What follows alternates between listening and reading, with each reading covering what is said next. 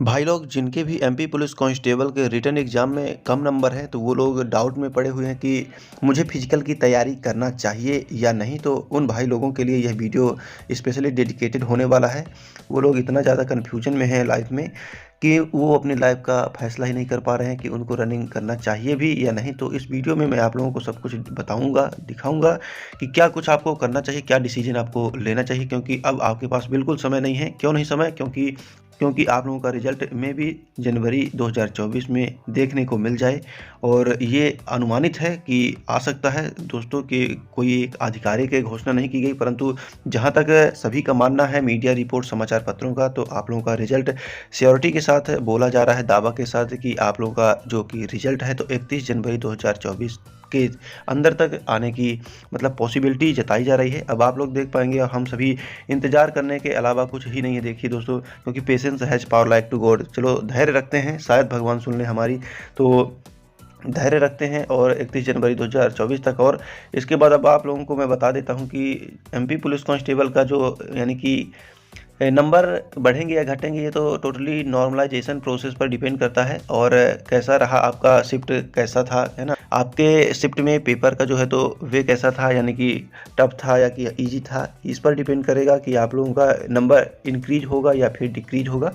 तो इस वीडियो के दौरान हम एक एक्सपेक्टेड कट ऑफ निकालने की कोशिश करें हैं, जो भी हमारे ऑन ग्राउंड जाने के बाद हमारे डिस्ट्रिक्ट में जितने भी ग्राउंड हैं उन सभी कैंडिडेट्स के रिटन एग्ज़ाम के मार्क्स प्राप्त करने के बाद जो हमें मतलब एनालिसिस किया है, जिसके आधार पर हम एक एक्सपेक्टेड कट ऑफ निकाला, उस कट ऑफ को हम आपके साथ साझा करना चाहते हैं। तो आपको एक थोड़ा मोटा अनुमान लग जाएगा कि हमारे ज़िले में क्या कुछ चल रहा है, तो उससे आप लोगों का अंदाज़ा हो जाएगा। क्योंकि एक मैं स्पेशली अपने ज़िले के लिए एक कट ऑफ बना रहा हूं, तो ताकि आप लोग एक अंदाज़ा लगा पाएँ। और हमारा ज़िला जो है कि सतना ज़िला है, तो आप लोग थोड़ा अंदाज़ा लगा पाएंगे अपने ज़िले में तो क्या कुछ कट ऑफ रहने वाला है। तो मैं आप लोगों को बता देता हूँ कट ऑफ जो है तो आप लोगों का देखिए, सबसे पहले जनरल कैटेगरी की बात किया जाए तो जनरल कैटेगरी का जो है तो एक्सपेक्टेड कट ऑफ मैं अपने ज़िला की बता रहा हूं दोस्तों। जितने भी मेरे ज़िला में जितने भी ग्राउंड है, ऑन ग्राउंड जाने के बाद जितने भी कैंडिडेट्स के रिटन एग्जाम को प्राप्त करने के बाद जो भी हमने कट ऑफ निकाला है, वो कट ऑफ मैं आपको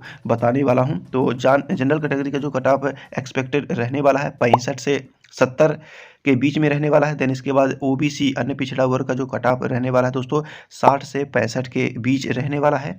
और अनुसूचित जाति यानी एससी कैटेगरी का जो कट ऑफ है 50 से 55 के बीच होने वाला है। देन इसके बाद अनुसूचित जनजाति एसटी कैटेगरी, इसका भी कट ऑफ 50 से 55 के बीच रहने वाला है।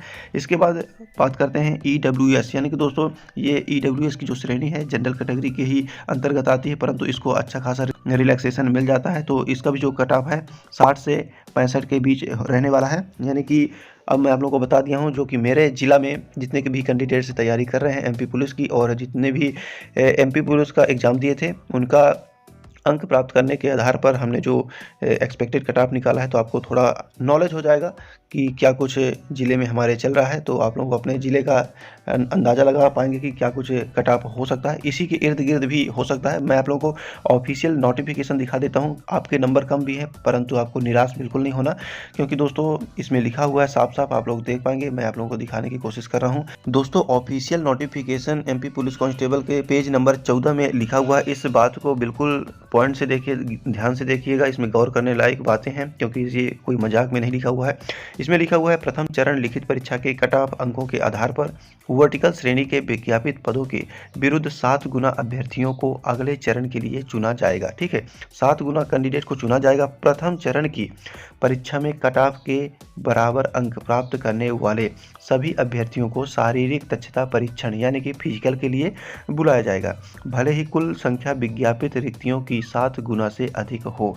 अब यहाँ आपको देखिए दोस्तों प्लस पॉइंट मिलने वाला है, क्योंकि यदि आपके नंबर मिनिमम कट ऑफ के दायरे में आते हैं, एग्जाम्पल के तौर पर, यानी कि अगर लिस्ट उठती है 75 से लेकर आपके नंबर यहाँ 60 या 65 है, 62 है, तो लास्ट तक में यदि 7 गुना बच्चे कंप्लीट नहीं होते और लास्ट में 60% 60 नंबर जिसने प्राप्त किया है, यहाँ तक में यदि 7 गुना कैंडिडेट्स कंप्लीट होते हैं फिजिकल के लिए, तो 60 जितने भी व्यक्ति हैं ऑल ओवर एमपी में, ऑल ओवर इंडिया में, तो उन सभी को फिजिकल के लिए बुलाया जाएगा, क्योंकि वो लोग भी मिनिमम कट ऑफ के दायरे में आ चुके हैं और कट ऑफ के दायरे में आए हुए सभी कैंडिडेट्स को फिजिकल का मौका दिया जाएगा, जो कि यहाँ ऑफिशियल नोटिफिकेशन में साफ साफ शुद्ध हिंदी अक्षरों में लिखा हुआ है। तो बिल्कुल बुलाया जाता है दोस्तों, पिछली बार भी बुलाया गया था और काफ़ी ज़्यादा कैंडिडेट्स पिछली बार भी बुलाए गए थे, इसीलिए दोस्तों आप लोग में भी मान सकते हो, यानी कि कम से कम 7 गुना लिखा हुआ है, तो मिनिमम कट ऑफ के दायरे में काफ़ी कैंडिडेट्स आ जाते हैं।